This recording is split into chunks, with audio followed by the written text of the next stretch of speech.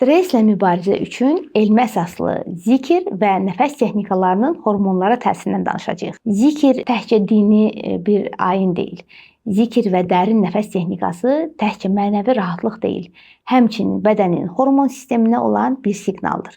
Elmi araşdırmalar sübut edir ki, ritmik olaraq zikrin olunması və yavaş-yavaş nəfəs texnikası zamanı parasimpatik sinir sistemi aktivləşir, kortizolun səviyyəsi azalır, oksitosin və serotonin miqdarı isə yüksəlir. Bədən təhlükə rejimindən çıxır, ürək döyüntüsü yavaşlayır, qan təzyiqi isə stabilləşməyə başlayır. Zikir zamanı beyin dalğaları alfa ritminə keçir, yəni daha sakit, fokuslanmış və balanslı bir vəziyyət almış olur.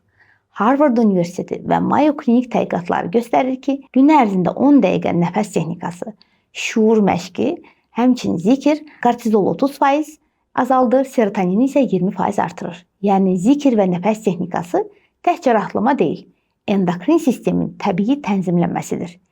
Elmi araşdırmalar deyir ki, sakit nəfəs aldıqda bədən də Allaha şükür etmiş olur. Özünüzdən müğayət olun, Allah dualarınızı qəbul etsin.